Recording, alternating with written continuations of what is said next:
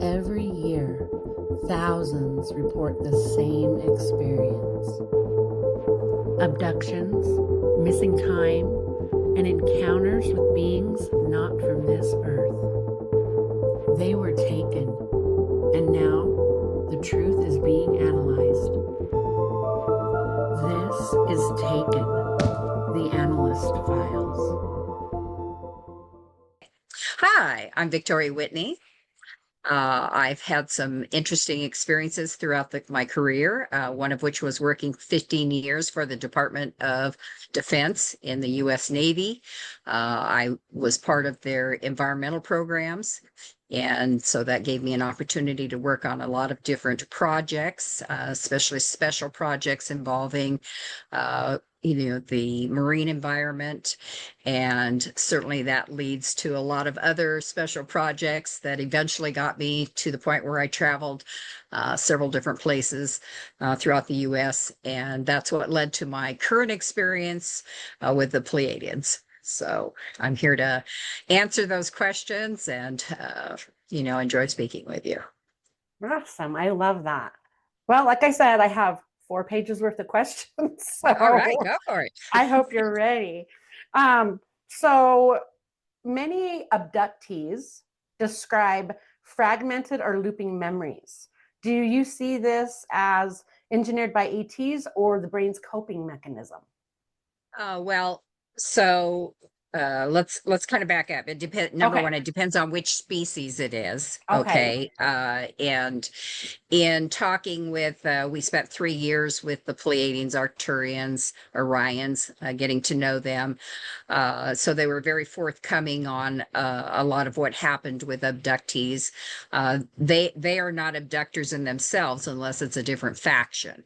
But what they've said is that, if it's a lot of the gray species, and that depends on whether it's one of the drone species or an actual biological, as to how that gets affected.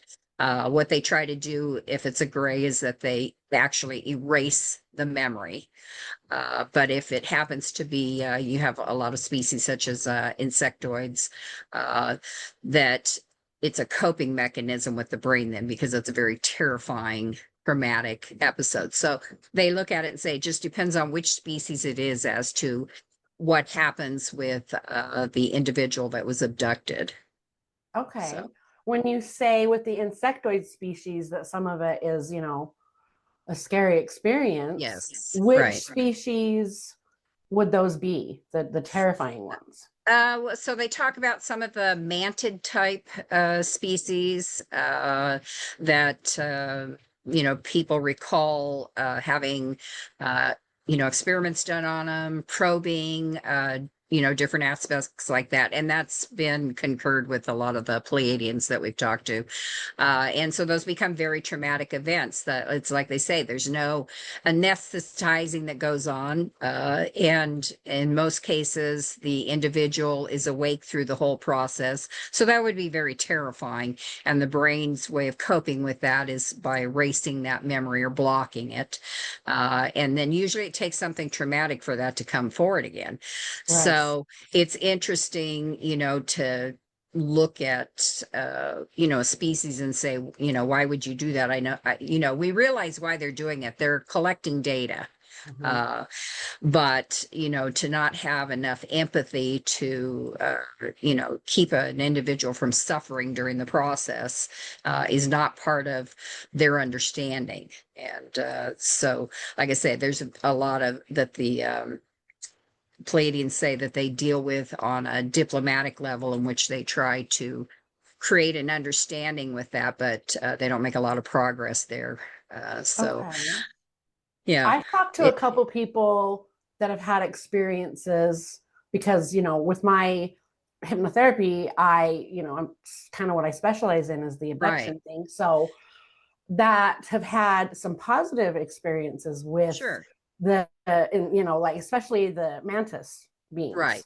So I guess, it's just like with our species, there's some Right, good, there's exactly. some bad, right? So Right, exactly. Yeah. so it kind of But yeah, depends. we try to tell people that all the time. Don't get locked into that you think it's a species looks one way or acts one way, Yeah. because their civilizations are way larger than ours. I mean, we're talking about the Pleiadians have 28,000 different speciations of. Right. So when we start Oh, talking wow. about, everybody goes, oh, they only look a certain way. Well, that's not true. It depends on where they come from, what their society is built on.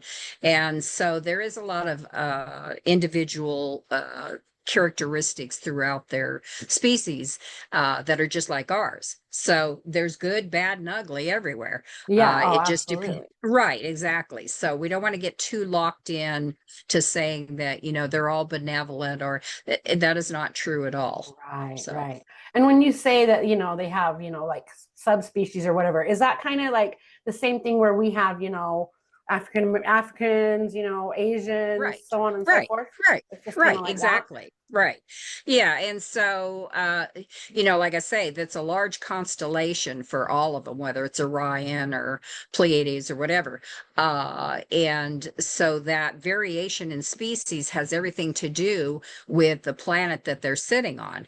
And, we've talked about in some of the Guy episodes where they have copper-based blood, Right. Those are which usually is the blue skin beings, correct? exactly, exactly. Okay. But they also have in the Pleiadians, there are some sort of red colored, Really? right. And that's just because of the, region that they come from, and, the conditions, environmental conditions, or their, genetic conditions that they're born under. So, Right. like I say, we can't get locked into where we believe that they're all the same. And a Yeah. lot of what's happening, out there for them right now, as they talk about there's so much, we talk about having criminal activities and thing, that they have the same thing out there. It's just on a different magnitude and a different way. And we don't have a lot of understanding for it because, while we have a small sector of maybe, where we abduct our own people and mistreat them and everything, it's a much larger volume out there. Mm. And so we have to have a different understanding as to the way things work. We can't just put them all into one Yeah. category. Yeah, exactly. Do Right. you do they do things like abduct their own species like we do with, Oh, yeah. trafficking Yeah. and so forth? Right, exactly. And that's huge. And of course, humans are a big part of that. They Yeah. are so fascinated with our DNA and the capabilities of it. And so, And that's we're because we always have so many different right. species within us, Right, correct? Okay. exactly, exactly. And so there, large volumes of trafficking occur there, many, many different ways, either as a pet, as a slave, as a worker, whatever the case may be, for a lot of their scientific stuff, and they, when they were here, we said to them, what are you putting in place to combat that? And they said, well, you have to realize that in some places it is legal. And, our understanding of that would be like, what? What? Yeah. Right, That's right. But crazy. right, but we base that on what our societal norms are. Right. And of course, many of them are much older than we are. We're talking millions of years older than we are. Mhm. So what is a societal norm? Something we probably can't understand at our level right now. And Yeah. that brings into the way in which they look at us. They believe that we are infants. And it's kind of funny when you say that, because they're looking at us and saying, that's because you have not reached the same intelligence level of where Right. we're at. Because Okay, we're we so can much understand. younger, right? I Right, mean, exactly. But they also consider us very barbaric in the way in which we do things. Your actions are always violent. and that's true. I mean, It is, it is. very But true. they also have to remember that back in their history, they went through those same processes. It is just an evolutionary process. Right. And so when we look at those things, we say, okay, we understand, we're learning, but you should be teaching, And that's a whole nother subject, because they believe that based on their past, that interference would drive us in a direction that was not of our choosing. Kind of like the prime directive type of deal. Right, exactly. Okay. So would a lot of those, like would a lot of missing person cases, especially like, I don't know if you've heard of it, but like the missing 411, I don't know if you've Yes. followed that, but Right. would some of these, you know, abductions where they don't bring you back be Right, attributed to exactly. that? Okay. Yeah, so according to them, that has a lot to do with more of the either insectoid or reptoid species. Uh, you know, they talk about the Draconians having a mindset that everything that exists belongs to them. And it was created specifically for them. So they have the choosing as to how that gets used. And, you know, unfortunately, they consider us like cattle. And so having Which said just can that, be scary. it is very You know, scary. In you fact, know? I'm pretty sure that, you know, when you really think about it, that means that in many cases we're probably on the dinner menu. And that becomes a real problem, you know, when you Right. start talking about the ethics and, you know, the horrifying aspects of it. But there again, if that's your societal norm, Yeah. you wouldn't give it a second thought. And like I Right. say, you know, here are these species that believe that these planets that are just moving around in the cosmos are for their Yeah. amusement or for their Yeah. benefit. And so then they're going to come across, you know, humans and do with them as they please. And that's a lot of what happens. So yes, a lot of them don't get to come back because of one factor or another that has to do with the way in which they are abducting them. We went through whole periods where I believe that there was a contract in place in which, you know, a person had to be deemed that they had no connection to other individuals, or, you know, some way in which they would be recognized that they were missing. But I believe that that has gone by the wayside now. In other words, it's expired. And so now it's a free for all. No, it's just And we'll just take whoever we want type of exactly, deal. exactly. Okay. Well, I'm glad you brought up the Draconians, because there's a lot of information out there that, you know, we've got Draconians in our government. There's Right, videos out that exactly. show, you know, people when they close their eyes and they open them up, they have a slit in their eye, or, Yeah, you know, yeah. like there's politicians you see videos of, and when they stick their tongue out, it's like a snake tongue, and Yeah. you know what I Yeah. mean? Do you believe that then, that there's a lot of Well, I them believe, in you know, like I government? say, I'm going to go with what both, you know, the three species that we dealt with, Andromedans as well, although the Andromedans were not uh, conversing at the same level that Hmm. the other three were. But, you know, they all have the same take on what is happening, and they consider the Draconians and serpents to be a species that's very warring. And, you know, there again, their belief system is that everything belongs to them. So that it's like they said, they're invaders. They put themselves into positions in which they can control populations because that's to their benefit. So I very much believe, having heard that, you know, over and over again, that that's what's happening. And they said to us at one point, if you believe that your elites are not Draconians, then you are doomed. Yeah. You know, that's where we all want to be, is doomed. Yeah, we don't want to be doomed. I do kind of feel like, and I don't like to talk about politics Right. like at all, but I do kind of feel like things are changing a little bit, maybe, Oh, definitely. you know? Definitely. Yeah. So hopefully that will, you know, put us on the right path instead of the wrong. I do feel like a Yeah. lot more light's coming into this planet now. You Right.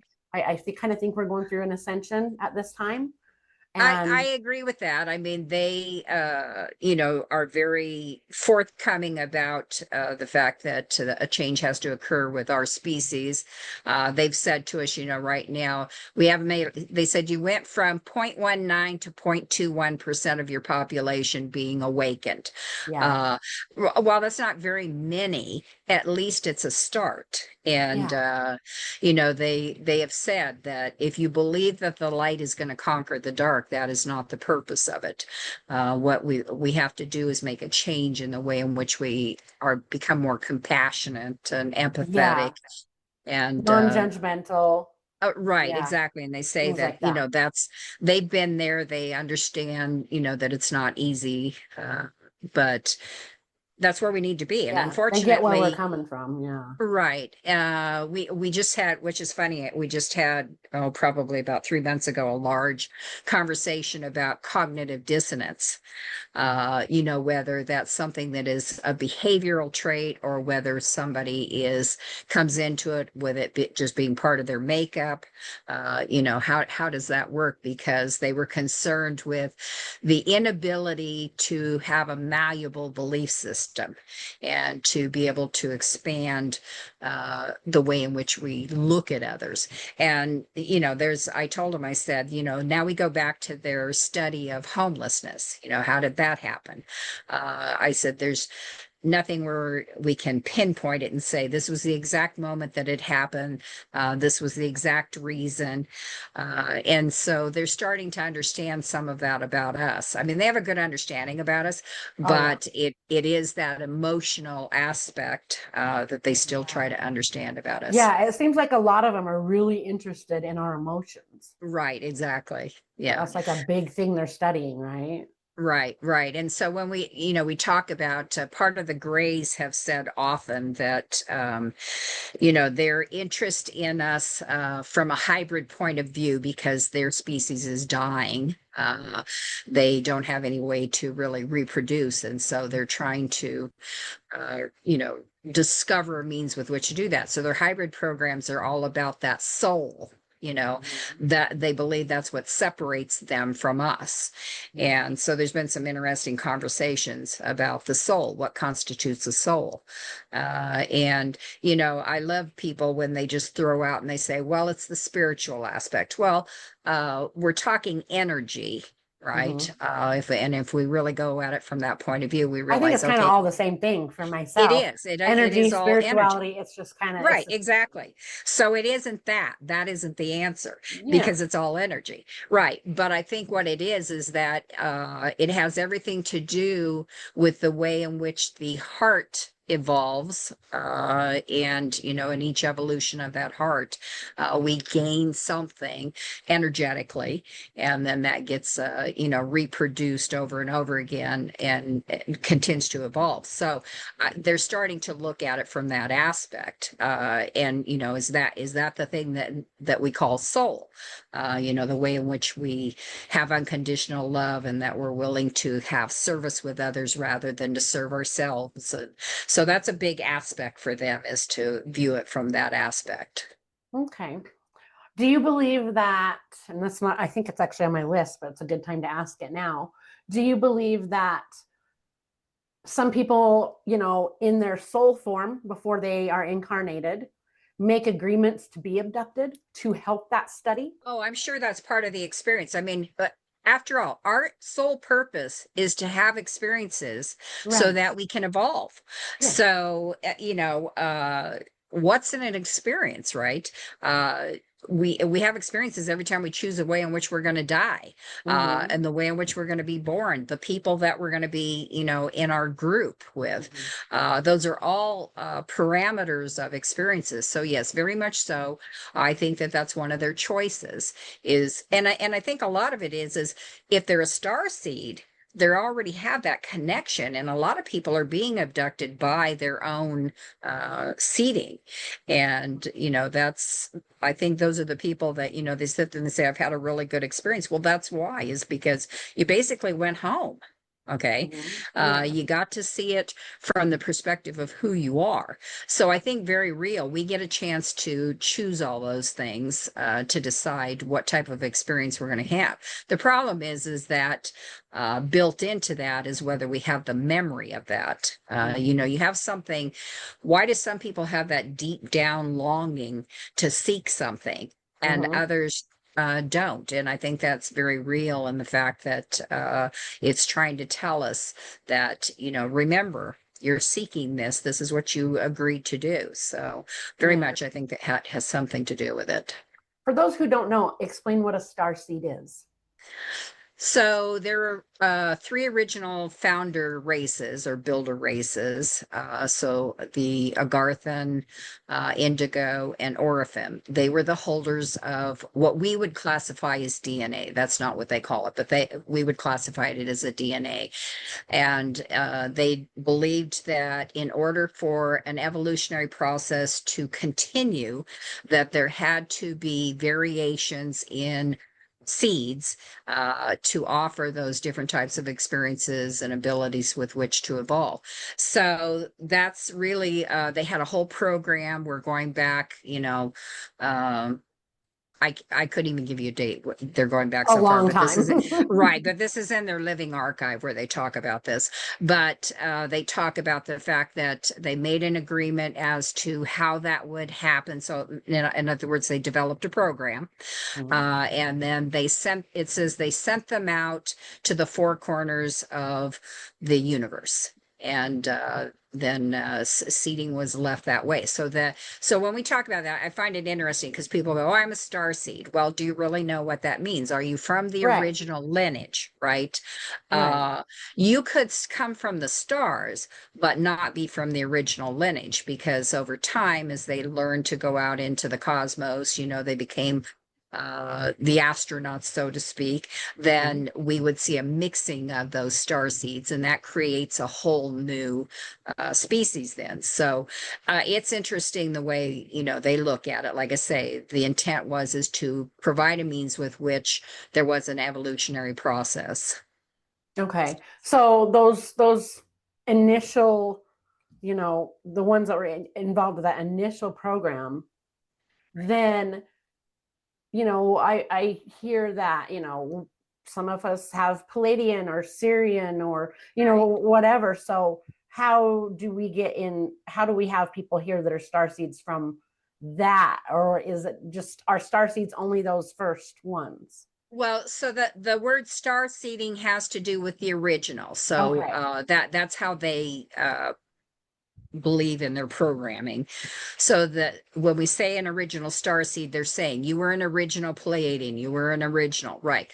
We have, if we look at our DNA, and there's a lot of junk DNA that they throw Which is away. not junk. Yeah. Right. How do we know it's not one of those other lineages? Okay, so we have the ability, you know, they say we are an nth degree apart from each species. So that means that we have that ability to be any of those things.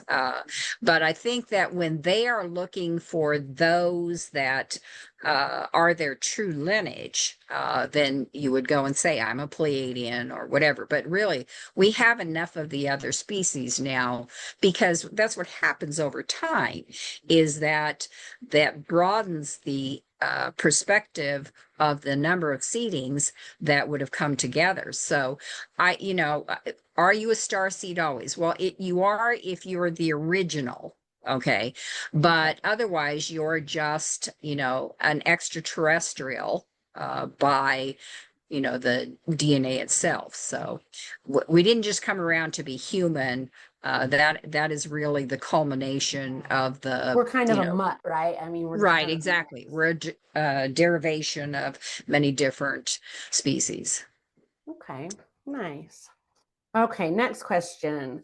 If bioships and liquid AI have emotional intelligence, do you see them as participants in the abduction process and not just transport? I believe that let's kind of back up. Okay. Their AI is a living sentient being. Okay. Just like they are. And they treat it that way. So it's capable of thinking for itself. Now, if you like, we're going to get back to the societal norms, right? If you were born into a society and the things that you learned were now thoroughly embedded in who you are, then you're going to do what is your belief system. And so that's a lot of what happens with that, is that because it's a sentient being, it's going to do what it believes. So if it believes as part of a society that we need to abduct this for a purpose, and let's talk about the Greys for a minute, trying to make sure that their species survives, right? That would be a huge driver. And in being driven in that direction, then you would say we can justify, as long as we take them back and we don't mistreat them, right? That we can justify doing that, right? Erase their And memory so so they're not so traumatized type of stuff. exactly. And so their AI would do somewhat the same thing as part of that society. So when we look at it like that, it's going to depend on which species it is. Now, the Andromedans, I talk about the fact that their ships are bioships and that it has an AI, and their pilots have the same AI within them. In other words, they can interface with that AI. Which is why, right, they can interface and just control the ship with their brain, with their thoughts. Right. And so when we talked about, one of the questions I asked them, because we talked about the Drapontu with the Pleiadians, that's part of their ceremony with which they, which we would call a wedding, so to speak. So I talked to, the two pilots, and I said, how do you find a mate or whatever? And they just thought I had lost my mind. Why would they do that? Because the pair of them were born to be together. They were to be in perfect sync, and the same with their AI. It's in perfect sync. So it's the three of them, right? Okay. And that they look at it and say that's the perfect union. And so it's a different way of looking at things. Where do we put that relationship and that connection? And that's really a learning it's curve just for built us. in for them. Where Right, exactly. For us, it's more of a societal norm, and we have to find the right match, which can be very difficult sometimes. And so we would have biases towards each other because you don't fit the perspective that I have, whereas they don't have that. So that's why I say it was kind of an interesting way when we had that conversation, because they really thought I was crazy that I would think that it was important to have a connection with someone, and that connection would join that person into their environment. And it was like, no, it doesn't work that way. So I mean, I don't know, that kind of sounds nice to me, really. Well, you would have the perfect energy match, right? I think it would be great. I mean, myself, I'm lucky. I've been married 32 years to the perfect person. So I don't, what I mean? I'm lucky, but for those, I mean, I don't know. I think that'd be kind of cool. I think that would be, you wouldn't have any issues. You'd be perfectly in sync. You wouldn't have any problems. Yeah, no so fights. It's an interesting thing to have a concept like that. There again, it's unfamiliar to us. So there's I look at it and I said, I had some really great experiences with them. It really broadened, my ability to think in many different directions now. And that's what we need to do. Yeah, absolutely. So how often do you work with these other, beings, or NHI or whatever we call them nowadays? Well, I've had experiences throughout my entire life. But this is the first time that I've established a relationship, so to speak. And that happened initially when they were here to do the study for the homelessness, because they walked into the shop, they came right up and said, "You're supposed to help us." Right? And you're like, "What? Did they look like different species to you? Did they? Well, when they came into the shop the first time, they looked very human. So they wear these little interphasers on their belts that allow them to do that, because they're, it's like they said, we are reactive. And if it's something we don't understand, you kill it first, then you ask questions. And so they're used to that. So the first time we saw them, they came in, I drew pictures of all of them when they came, because I was like, wow, this is interesting. But as we established the trust, then they began to reveal themselves. And once that happened, then moving forward, then I was able to, deal with them in their own skin, so to speak, and Right. be able to really get to know them.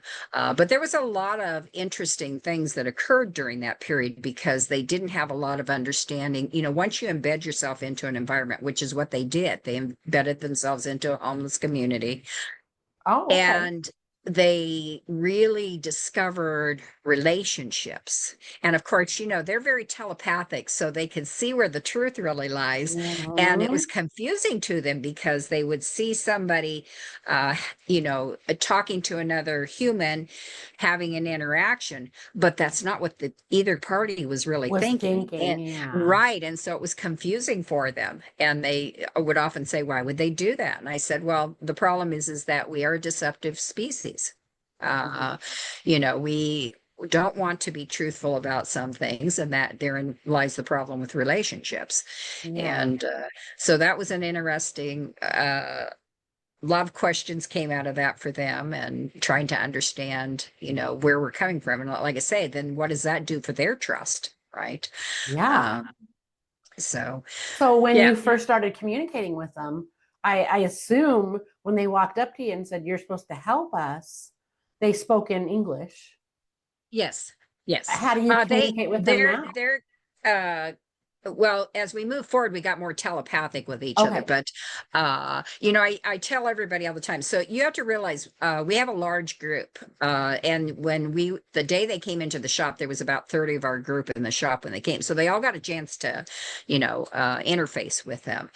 And it's interesting to watch because, I tell people, you may have had an argument with your spouse that morning and you go into work and then you're with them and you have a smile on your face. But I said, your energies say something else. They're Yeah. aware of what your energies are saying. You cannot hide that. Yes. So you can't be deceptive, whether you want to be or not. Could you imagine what our world's going to be like when we get to that point? It's going to be Oh my great. gosh. There's not going to be any I think that lying. it's going to be a problem at first. Oh, it's going to be a problem for quite a while, I bet. But when Right, we finally get exactly. to that, Right, state, that's going right. to be amazing. Because That's you're going going to to change realize everything. you put your faith in somebody and that was not true. You could know Uh, somebody your whole life indeed. and not really know who they are. Indeed. They could be a completely Yes. different person, you So this know? is what makes it interesting when you have these conversations with them, is that you realize, as we move forward, like I say, and it's interesting, I have always known that my energy has been gold. I can see it. I've always known that. So when they came, that was the first thing he said, is that, you are a gold energy. You are supposed to help us. And so that sort of set that in motion. Uh, and, I never had any fear. I've never had any fear with any of them that I've interacted with. But I'm also, I tell them, I say, we believe in cosmic identities, which is your origination energy. I was born a yellow cosmic warrior. I've been a warrior my entire life. So I don't generally back down from things. I looked mine up one day on the website and I can't remember what it was, but it was pretty interesting. Yeah, It yeah. was I very mean, it's interesting. who you are. Yeah. You can't change that. And so I, took that as being an experience that I was supposed to have. So I'm going to take the most out of it. And we have a questionnaire. We have like 300 questions on there that when we want to get to know somebody. And I mean, it goes anywhere from personal questions into political questions, trying to get to know them. And there's even interesting, one of the questions is, do you have pets?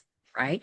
Yeah. Uh, because what do we put into our pets? We basically devote to our pets, right?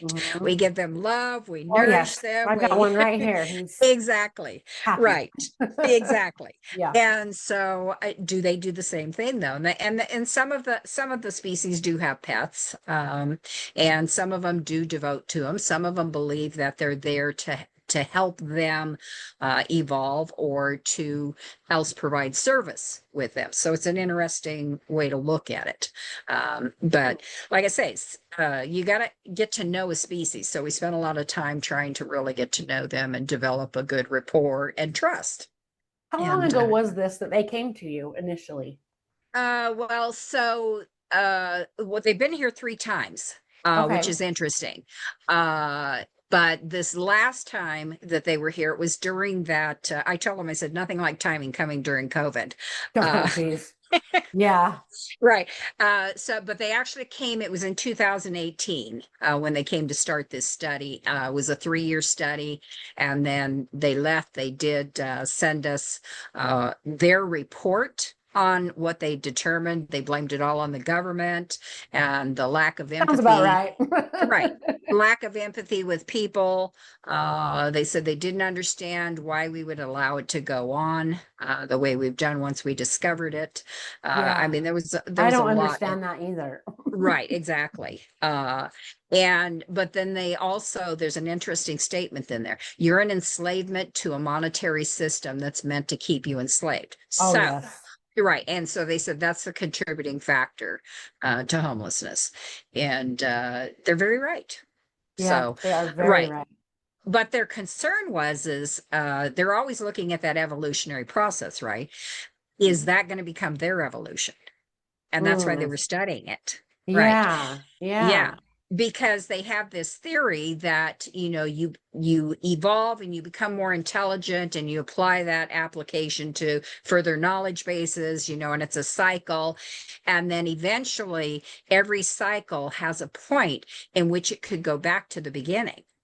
And that's their fear, is that they wouldn't recognize that point at which it might go back to their beginning. Right. And so Kind of I like thought that's the it. yuga cycles, right? Right, Is exactly. Right. that kind of And cycle. We would go back to the beginning and right, exactly. do it And all over so again. having that concern, right, was very important for them to start studying these different aspects. And Yeah. so that's why they looked at homelessness. They look at a lot of projects. They have a lot of projects. They call this the lab. And Sounds they about come right here. too. Yeah, Yeah. and they come here and they study different aspects and trying to get to understand how that's going to have an impact on them. Yeah. And yeah, I can absolutely see that. Okay, let's see. I think we covered that one already. Okay, you've spoken about information downloads. How Yes. can experiencers tell the difference between higher transmissions and imagination? Well, it's interesting the way they look at it, and then it's interesting the way of how it really applies to us. Okay. Okay. We'll start with the way they look at it. Okay. Their transmissions are going out all the time. They talk about, depending on which species it is, the form in which they transmit data to us. So some of it is what they call direct influence. In other words, they're here. So they say that direct influence is by them being able to telepathically give us the information. Then they have what they call indirect influences, which is a lot of them have something that when I talked about the chair that I sat in, when I went out into look at the future, they have somewhat the similar thing where they have this device that it surrounds their head and it broadcasts out. So it's an open channel source type thing, whereas the other one is a more direct channel. So And there's two ways. Right, Okay. exactly. Direct or And what they're indirect. right, and what they're saying is that when it broadcasts out, then you have to be a high enough frequency in order to receive it. Whereas if it's direct, you don't have to be that frequency. Okay.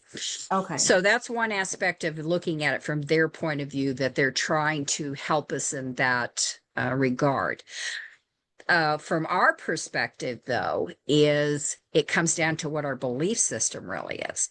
And so there's that cognitive dissonance. If you have that cognitive dissonance, you're not going to believe in that. And therefore it falls into, the category of a dream or whatever. Now, what's interesting is they talk about, they tell us that it is a complete information package. Okay, which means that we not only see the code behind it, but we see the pictures, the feeling, everything is contained in that information package, right? And so, depending on what your translation is, this is pretty much the way they deal with how they look at us, is that we're a receiver and we translate the information that we get. So if we are more inclined to having to see a picture, then we will see it in dreams. If we're Oh, more inclined to hearing it, then it'll sound like a kind of a funny, energetic sound coming in. And so it just depends on what type of, like they say, what type of receiver we are and the way in which we translate that information. So, but what they say is that if it's not from them, in other words, it's our wants and desires that are coming forward. Then they say generally it won't work the way it's supposed to. In other words, so for instance, let's say that you said you get up one morning and you go, you know what, I had a dream and I'm supposed to go to school, and it showed me the school I'm supposed to go to, and you go down there and you apply, right? And then you start having obstacles in the way, right? It's not that easy. Then they say that is not us, because if it was us, it would just fall into place and it would yeah. be easy and It we would would just have be no hit. synchronicity after synchronicity Exactly. after synchronicity. Exactly. So that's basically the best way for us to understand whether it's Okay. from them or whether it's us. I love that. You said something in there though that I want to go back to. Sure. You said when you sat in the chair to see the future. You Yes. gotta tell me about that. I gotta hear Okay. this. Well, so I was in Washington, D.C. I was working back there for just a couple of weeks. It was beautiful weather during that time. So my hotel was close enough to the base so I could walk. It was only a couple of blocks. Really nice day. So I decided to walk back to the hotel, and I got onto this one corner. And all of a sudden, something started shimmering in front of me. Well, of course, your mind goes, oh, a heat wave, right? But that's not what it was, because all of a sudden there were these two beings standing there. And so then, at first you kind of step back and you're like, what just happened? But Yeah. then so his name was Mukwa. So this is the first time I met Mukwa.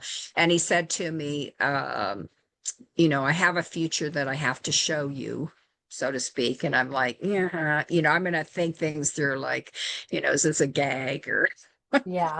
what's happening here, The right? typical human thoughts. Yeah. Exactly. The other one said nothing. But anyway, they put their hands on my shoulder, and then I just shimmered with them away. Okay. And when suddenly I realized I was someplace else. There Was was there a this feeling big to that? it's it's like when a limb goes numb. Oh, okay. Yeah, Tingling, the tingling. yeah, exactly. Okay. Right. So it's like that. And it was a little bit disorienting at first, because I was like, my head was still trying to catch up with, Okay. what happened. Right. But I was standing in front of a red brick building, had green glass. I mean, it reminded me of a government building. Okay. No real characteristic to it or anything. But we went through these glass doors into a huge lobby. There was really nothing in the lobby. I mean, it was very sterile, right? But there was a set of what looked like stainless steel elevators. So we went and got in one of those. I didn't feel any motion. Usually when you get in an elevator, you kind of feel that motion. Feel it going I up. felt Yeah. right. I felt no motion. And then pretty soon the doors opened up and we walked out into this other floor and different looking environment. And so the whole thing looked like glass. I mean, everywhere I looked, it looked like glass, but the glass was interactive. And so they were displaying different things. Like I could see different languages. There was what looked like mathematical formulas being manipulated on it. There were pictures of other places. Some of them looked like they were pictures on this earth. Some looked like they were pictures from, some other place. And we walked down this long hallway, and then we came to what looked like a sort of a corner office. We went in there, and the only thing that was in there was this chair. And so they said, sit in the chair. Looked like a lounger, very comfortable lounger. I wouldn't mind having one of those in my living room. And I sat in it, and it sort of cocooned around me, Oh. and which was interesting, and then felt really good. I felt very relaxed, and I could have taken a nap, Yeah. and it has this big thing that was up over the top of my head that looked like sort of like a halo. Um, Huh. and he showed me these places where my fingers were supposed to sit on the armrest, so to speak, that were pads. And he explained to me that they're going to read so that it knows, where you want to go, what you want to do, and everything. And then he just touched the chair, put his hand someplace on the chair. I don't know if there was a control or whatever. I never saw that part, but he put his hand on the chair. And then the next thing I knew, we were in the cosmos. And he, turned the chair from the position that we were at. He turned the chair to the left, and he pointed off, and he said, "That's the Pegasus constellation." And he said, "We're going to go there first. And when we come back," and then he turned the chair and he said, "That's the Draco constellation. And this is where we'll end up." So then the next thing I knew, we were in the Pegasus constellation. I don't remember that there was anything, where you saw stars going by or anything like that. It was just, I was here, then I was here. And as we came in there, I saw a big planet. And that would seem to be where we were heading and everything. But the closer we got to it, I realized it wasn't a planet, that it was a biosphere. And that was the first time that I saw the Omicron Commonwealth logo was on the outside of this. And then he said, we're interdimensional now. So he said, when we go inside, he said, you will be able to see everything, but they will not be able to see you. Mm. And so next thing I knew, we were inside, huge. I mean, they told me, there was millions of people that lived on this biosphere, and it's inside, it's not on the outside. And we just went around and looked at different things. I mean, I was, it's awe-inspiring to be able to see something like that. Yeah, I could And imagine. but what was interesting, and of course, you don't have that recognition at first.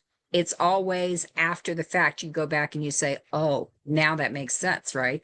Right. But when we were in the main command center, so to speak, there was a young man standing at some type of console, and they introduced him, not to me, but they were introducing him telepathically, so that I understood what was happening. And they said, his name is Colton Whitney. He's the security officer. And of course, my grandson's name is Colton Whitney. Of course, I didn't know that at the time because this is in 2009. He wasn't born until 2012. So that's what's fascinating about this. That's cool. Yeah. And then I went down to their med bay, and I met this telepathically through this young woman. Her name was Beverly Church. And one of our members, that's her daughter. She wasn't born until 2015.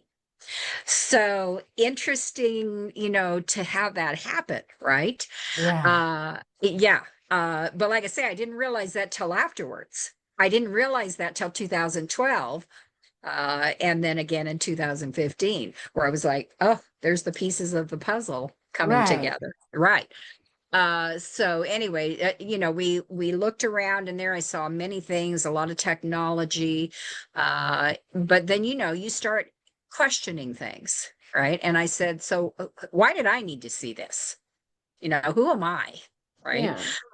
And they said, because Omicron's to become the seat of the universe. And I was like, what does that mean? And they said, it has to be the uniting factor. The World Galactic Federation, while they try to unite species together, what happens is all they're doing is generating further factions. Not because that's what they want to do, but it's because of the mindset of other Mm. species. And they said, that they need something that is coming outside the Federation, so that they can't go and say, oh, it's the Federation again. And they said, we need it to be a species that can think outside the box. and that's humans. Yeah. And so they said, you'll become the seed of the universe, and you'll be the thing that addresses the evil, the great evil that's coming. And so I was like, okay, this sounds like a story now, but Yeah. yeah, well, I'm going to be skeptical until Well, you something always kind of have proves. to be, you know what I Oh, mean? right, exactly. Questioned.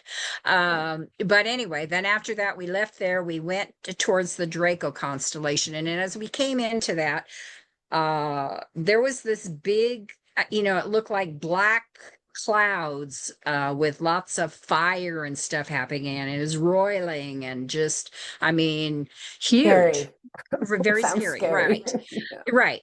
And they sort of explained that it was a black or an antimatter planet thing. I don't even think they really knew the full context of it. But they said what's happening is that the Dracos and serpents have allied together. This is a product of them, and that they're consuming whole constellations, raping the resources is the way they put it. And so as we were standing there, that's what we saw, is that the whole planets were just exploding into debris, and then they had these ships coming along and scooping up all that debris and processing it and what have you. So they said the problem is that planet Earth is in the path of this, and we can't have that. And of course, my mind is well, that shouldn't be happening anyway. You Yeah. can't, I mean, it isn't just planet Earth. That shouldn't be happening anyway. And they said, but we don't have the means with which to stop it. And so I looked at him and I said, so you're telling me that a bunch of humans on a biosphere, right? And they said, you will have the means to think outside the box to be able to stop it. And so I was just like, okay, whatever. Yeah. Like, all right. I got to process Well, I'm this. glad we can help, you know. Right. But as we have moved forward, my understanding and, the downloads I've gotten and everything else have led me to believe that they're absolutely right. And so this is where we've been with it. So When you went on your first stop, were those humanoid? Were they like us? Were they human? Or was that? so there was a lot of different species on it. It wasn't just humans. There were Pleiadians, Andromedans. There was some aquatics on there, which was interesting because you got to Those are provide very interesting. indeed. There were insectoids on there. When we went to the med bay where Beverly Church was at, there were quite a few mantis in there working in lab coats, which was interesting to That would see. have been, yeah, cool to Yeah, see. yeah. So, like I say, lots of different species on there. And the biosphere was above the planet or inside? The biosphere was the planet. Oh, okay. Yeah. Okay. So like I said, we had to get up close to realize that it wasn't a planet, but I mean, the size of it was planet size. And and I made the assumption based on what they were telling me that the Andromedans built it. Huh. But it turns out the further we've gotten into this now, I do not believe that the Andromedans built it Who now. do you think built it now? Well, I believe that we built it. Oh, okay. Based on what we've learned since then. Well, did he And say to you how far in the future this was? I didn't get a sense of that. So that was what was interesting, is that I thought, because I was trying to go back and say, okay, so I met my grandson when he was standing there, he looked like he was like 29. Okay. So Okay. right now he's 13. Okay. Okay. So I was trying to do some figures based on, that. Maybe 15 years-ish, 15, Maybe, 16 years. right. Yeah. Maybe even Which means less, because that doesn't mean that's when they started it. If right, it's only exactly. 15 years out, 15, 16 years out, then Right. Right.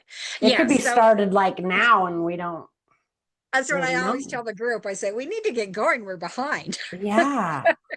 Yeah, Yeah, for but it's just sure. interesting because like I say, the more this is that translation interpretation of things. Okay. Yeah. And so we want to be concrete and precise.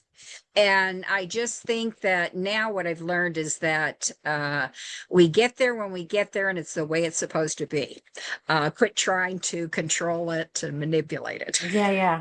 I've kind of learned that like in my own life. Yeah. You know, I'm Yeah. 54 and I've learned, Yeah. instead of trying to control everything, because I'm kind of a control, not a, I wouldn't say I'm a control freak, but I'm very detail oriented and things need to be a certain Right. way. And you know what I mean? Right. Like little small detail oriented, like everything Exactly. has to be perfect before I'll let something go. Or do you know what I mean?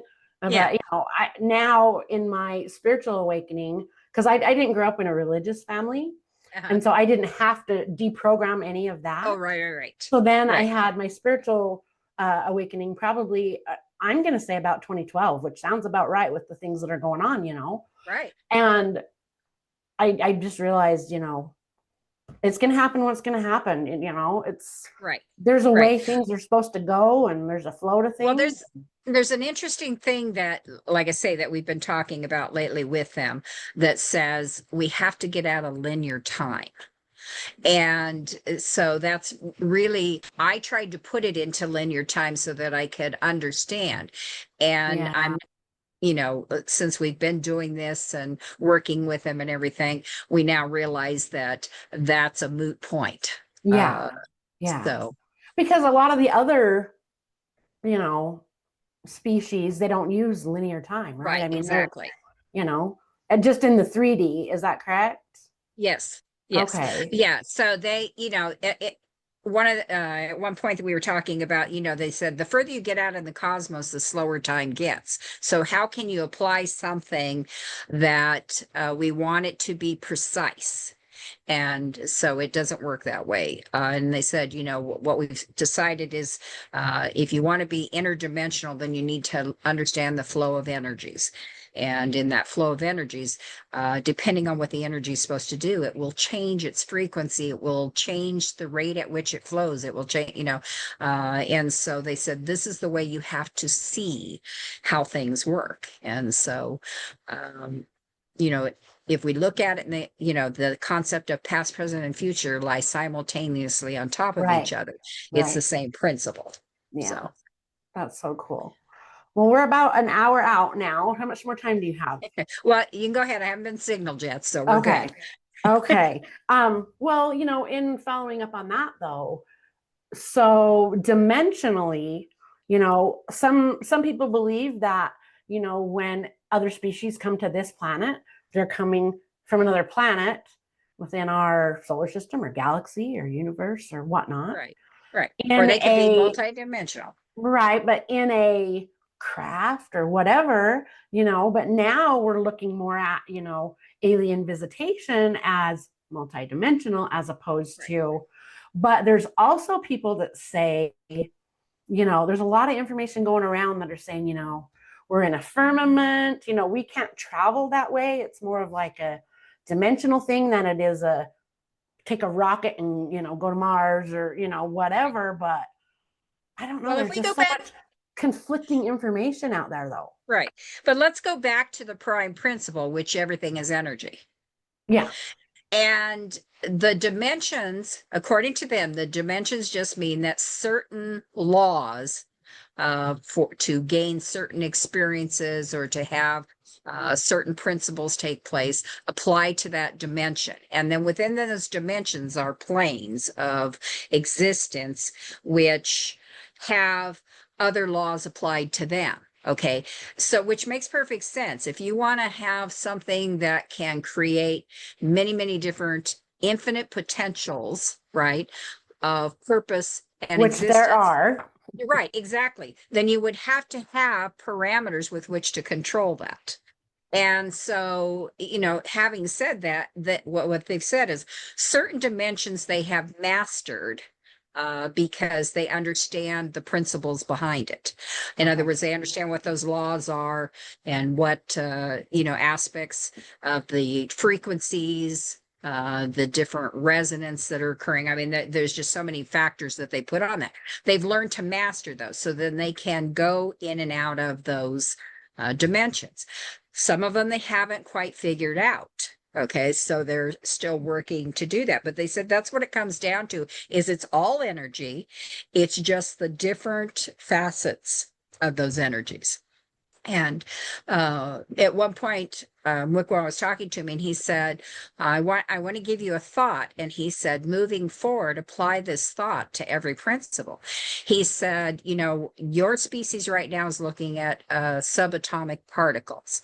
So he said, if we take, you know, a proton and I tell you that there's 800 trillion Partiki units just in one proton. And he said that Partiki unit represents the energy packet. He said, it also tells you that those are all the potentials bound up in that one little proton. And he goes, that is, you know, when you put it at that level, he said, as we exponentially go out through the multi-dimensions, he said the same principle applies, that those packets of energy have real purpose. And we just need to learn what those purposes are. So I thought that's, yeah. Has anybody said how many different dimensions there are, or do we really just not know? Well, so they have recorded 33 dimensions. Right. Now, that doesn't, you know, they say, we don't know if that's the end of the dimensions or whether that just, they don't know if there's a layer in there where it says, here's a dividing point and then it goes into something else. That's sort of where they're at, is trying to discover all of that. You know, one of our questions was, did you find the edge of the universe yet? Right. Yeah. Right. And they say, well, we know that there is space out there for growth. Okay. But that's as far as they've gone with it. What about the multi-dimensional, or as far as, you know, I'm sorry, universe, you know, the multiverse. So have they said that there's more than one universe then? Oh yeah. They're saying we're coming up is number 53. So that they have been able to recognize and understand. Okay. So, and you know, what determines the edge, I wonder? Yeah, I don't know.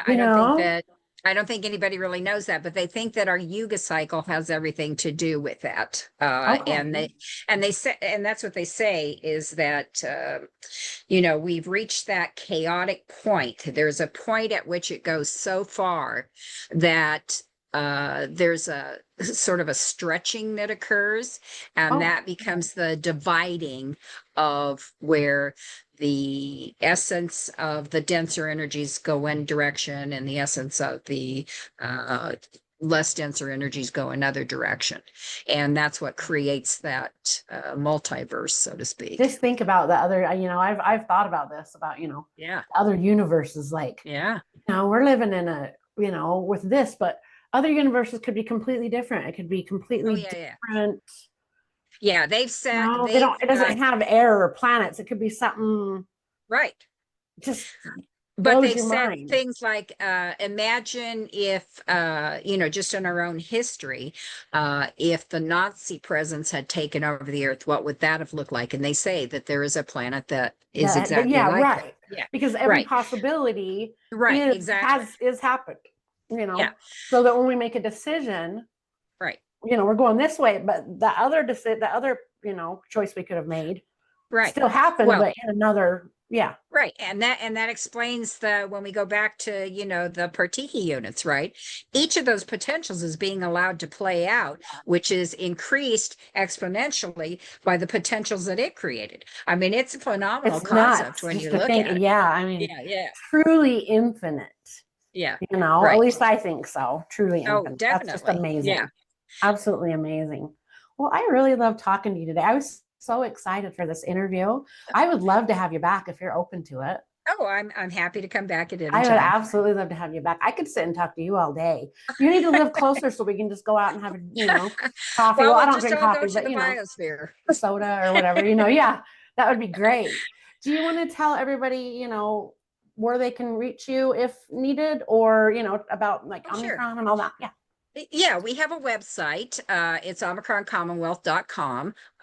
They can go on there. It tells them, you know, how to send us an email. There's a form on there. It's hit and miss because we only have so much time in a day to devote to, paying attention to those types of things. But usually, if they send me an email, we'll get them an answer. Our charter is on there. We were seeking to become a nation. That was part of it, is that you have to have either a constitution or a charter. So that's on there. They can read it. We have lots of training materials on there. We have an education page, so it gives them, foundational training as to, how to look at energy. I talk about healing modalities on there. I mean, just lots of different things to, help people get where they need to be. I've been teaching classes for 70 years. So a lot of 70 years. Yeah. You don't look like you're old enough to say that. Yeah. I've been teaching for a long time. Well, that's all that healing. I tell people, our bodies are meant to be healed. Yes. We just have to understand how the energies work. And once you understand that, then, you can keep a healthy body. Yeah. And so a lot of that is on there. We try to help people. I do a free class, usually once a month, where I teach classes. And if you get on our list, then we'll send you the link and the notification of when that class is.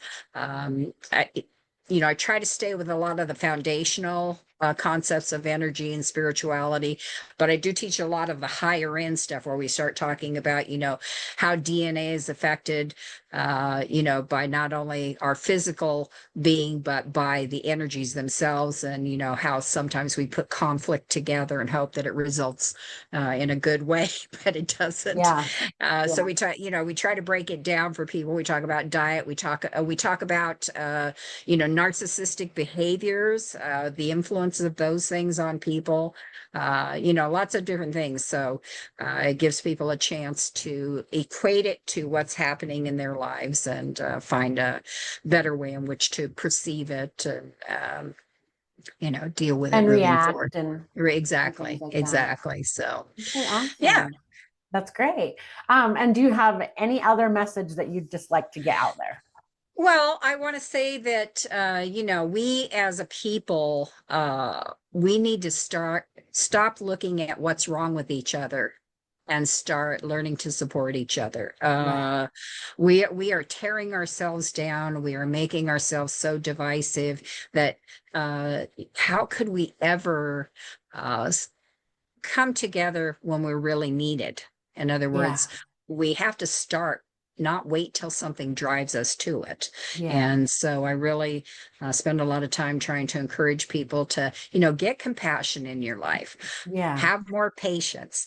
Look for what people have to offer, not how you can break them down. And I truly believe that maybe not judge them, if somebody does something, well, think about what they might have went through to get to that point.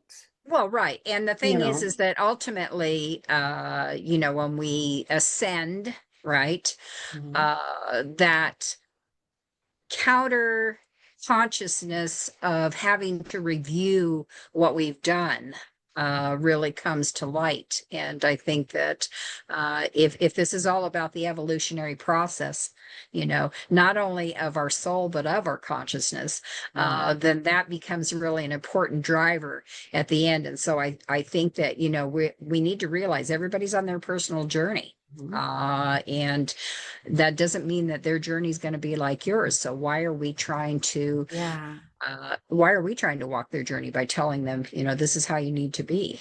Right.